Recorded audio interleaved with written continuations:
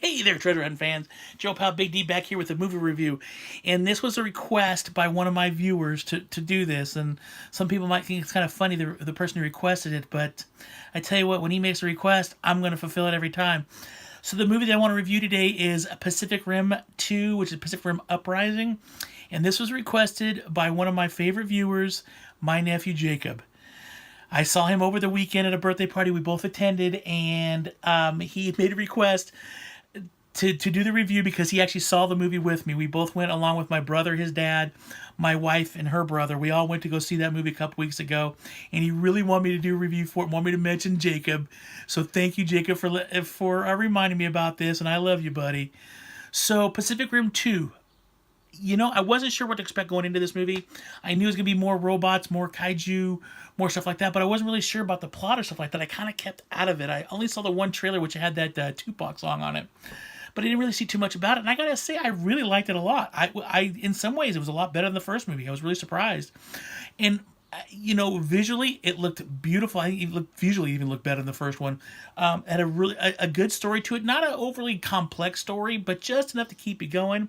It had one big twist in it that I did not see coming, which I love when I get a twist and I get thrown off my seat, not knowing what a twist is. So I really appreciated that. John Boyega's in it, and man, that guy can act. I am not kidding you. And I've said this before. I really like him as an actor. I think he's got a promising future. I think he's a really good actor. I wish he'd use more of his British voice than the American voice he uses in Star Wars, but I really like him a lot. I've liked pretty much everything he's ever done. Also in this movie was Scott Eastwood, which I'm not kidding you. There's times when I was watching that movie, I had to take a double take because it almost looked like Clint Eastwood. They look so much alike. Even their mannerisms are so much alike. It's kind of creepy. Like, that's not Clint.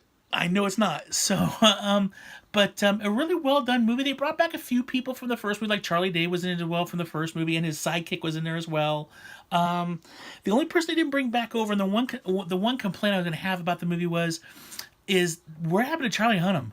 Like, we know he survived at the end of the first movie, and they mentioned him twice in this movie, just his name, but they never mentioned what happened to him, where he went, or anything like that.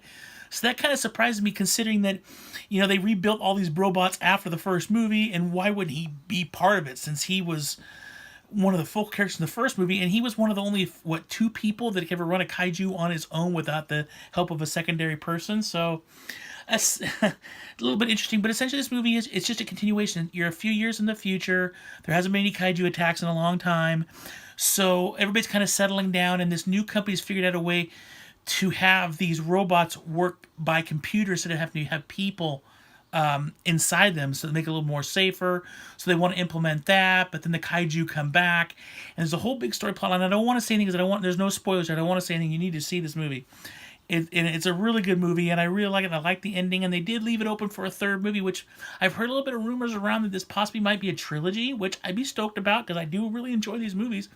The first one, it's really amazing. The color in that movie is incredible. Same thing with the second movie. I can't wait for that to come out because I know I'll get it in 4K because there's a lot of bright colors in that movie, and it's really well done. Everybody was spot on in the acting in that movie. It was a roller coaster ride. It was a lot of fun. It's definitely one of those movies you sit back, grab some corn, and watch, and just be like, yeah, and feel satisfied when you walk out. So that is my review of Pacific Rim 2. I would definitely recommend it on my Red Vine scale of 1 being the worst Red Vine I've ever eaten and 10 being part of the Red Seas as things are so great. I would definitely give it an 8.5. There were a few things in the movie that were kind of like, oh, I don't know about this, but I think overall it's a very strong movie. It's definitely something you want to see in the theaters because those robots are massive, and it's going to lose a lot when it goes to DVD. So I would definitely, if you get a chance, go see it in theaters. I highly recommend it, and I definitely know that you'll like it. So that is it for this review. Jacob, I hope you liked it, buddy. But otherwise, if you enjoyed the review, please...